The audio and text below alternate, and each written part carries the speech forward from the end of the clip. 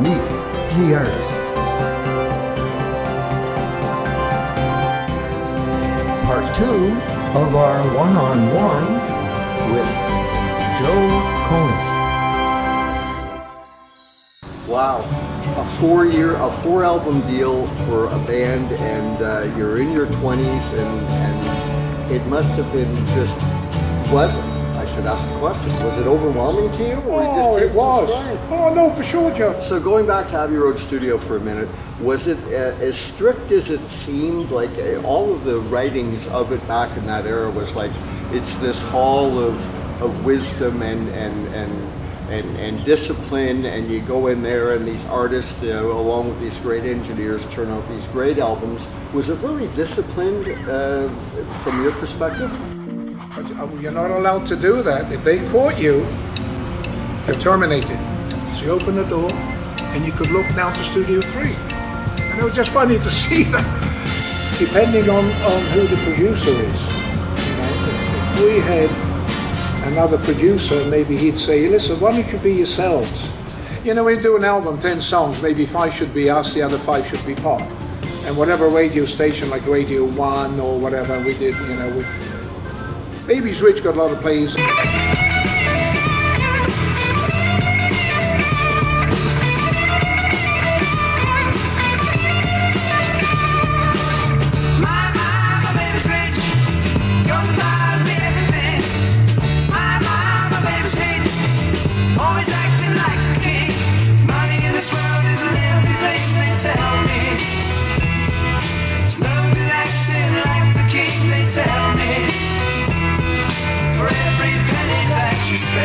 You'll always find you lose a friend in the end.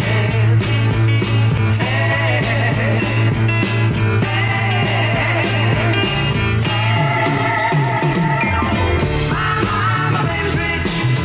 You're the pride of everything. My mama, baby's rich. Always acting like the king. I'm gonna show you a different life if you let me. Money is your biggest thing. Forget me.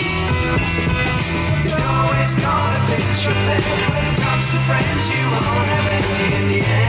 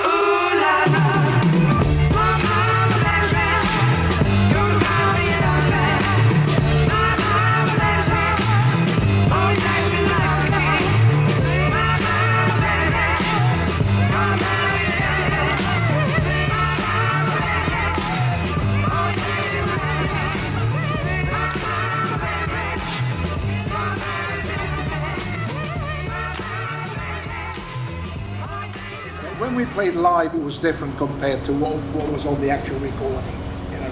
I mean, Ken Hensley used to flip his Hammond B3 over. He had a distortion pedal, a tone bender, fuzz box, click it on, and that distortion there did a Keith Emerson playing it backwards, and I'm doing this. And Lee Kerslake is just a photo when he's no longer with us, no longer with us. I mean, when you put that together, that was a lot of noise. It was good noise. It was enjoyable. Sounds like one heck of a stage show. We were different than everybody else, you see. Different. If you look at the Cream, you look at one band is a pop band compared to the Cream. That's different. Now, how are the Gods different than, say, a Queen? The song-wise, Ken. When we went, we used to play 3, 4, 5 times a week, and when we were away from, we lived in 44 Dukes Avenue, Chiswick, and down the street was my old singer, and he was with Deep Purple, and they lived in Ealing. So that was a nice little location with a bunch of people, and further down it was Engelbert Humperdinck lived in Hammersmith. So between this and probably another dozen people, because we used to rehearse at Hanwell Community Center. Question again? How was Cream different than the Well, Gods? yeah, regarding that, it was just the songwriting, you know, and the harmonies, you know.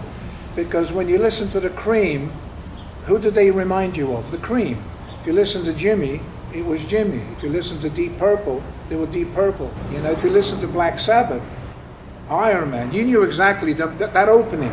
You knew who they were, and everybody. We tried to do all the harmonies, you know, and songwriting. We were in a bag.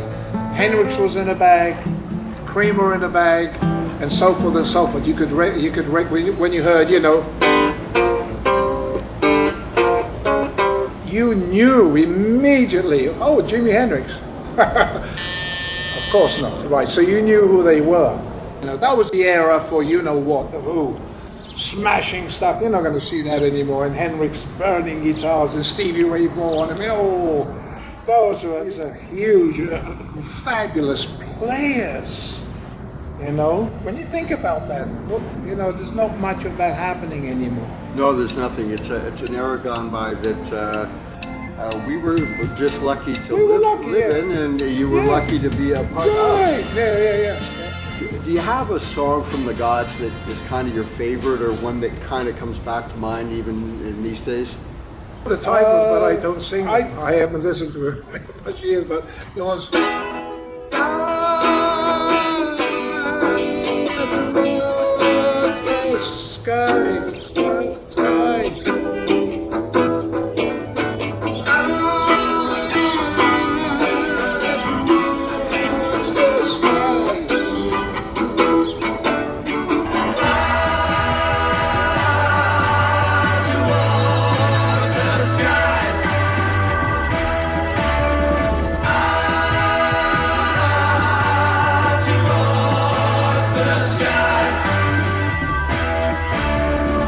Turn your face to the wall, that's where I'll be.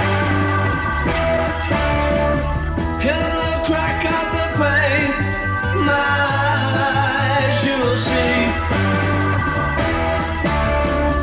Locked away in my mind, I must be free.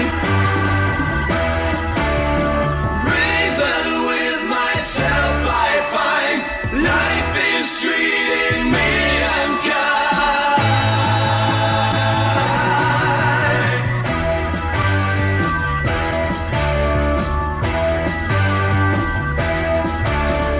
High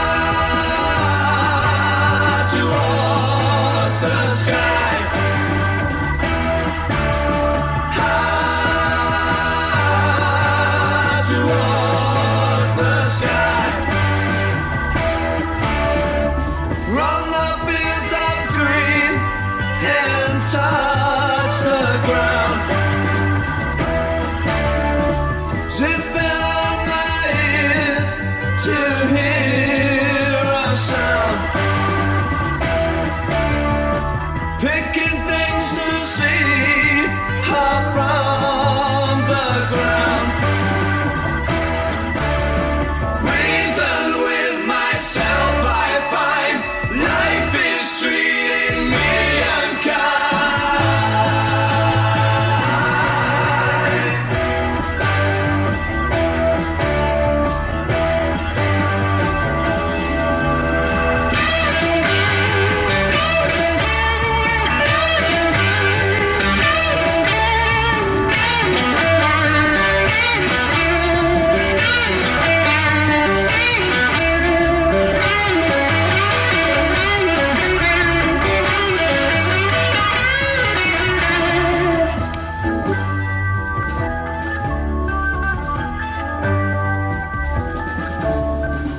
Turn your face to the wall, that's where I'll be. In the crack of the pane, my eyes you'll see. Locked away in my mind, I must be free. Reason with myself I find life is true.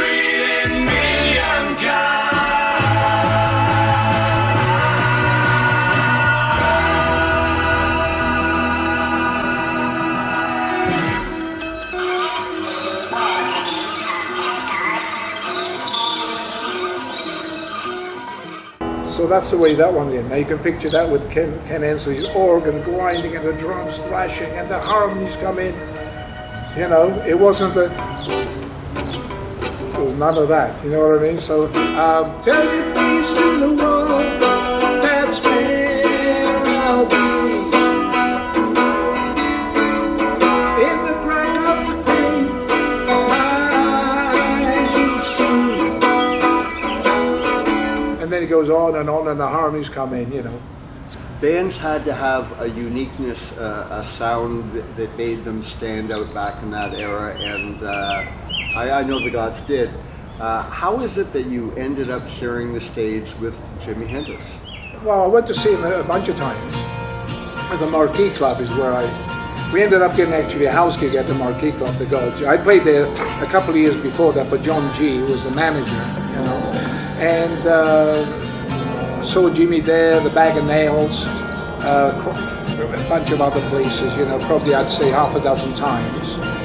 And I was playing at the Speakeasy, because we played there quite a few times at the club.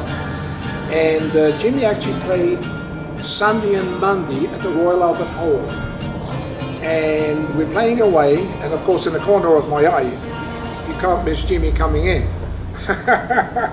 So he came in, so we're playing away, and he's just standing and listening, you know, blah, blah, blah. So cut the story short, he came up and he said, we're going back, you know, 55 years or whatever. He said, you know, I'd love to jam with you. Do you mind if I come up and jam or something like that? And I said, yeah, but I only have my Marshall stack, you know, the two cabinets on the floor and my head. He says, well, I can just plug into the other section. I said, yeah, but what happens if you blow it up? I'm not as rich as you. I don't have the money to fix it. I made some funny comment about that. He said, don't worry about that. His roadie got hold of looked like a brand new Strat. He came up, just took a wee bit of a break, and he came up and he said, maybe I said, would you like, what are we going to do? Because I don't know what he wants to do, you know. So he said, why don't you just play? I want to hear you play. Play a 12-bar or something like that. Play something. So I started playing, but I mean, you got the master of the Stratocaster there. I mean, so I thought, oh, well, I'm what, 20 years old, 21? And he was about 6 years older than me. And there's a big difference in playing guitar 6 years more than anything. But anyway, everything went hunky-dory. So we'd probably open up with some kind of, you know, he always went...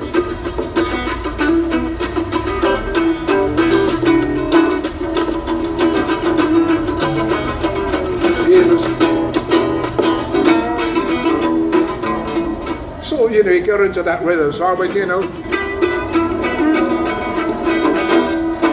So we got into that probably, and then he really liked Bob Dylan.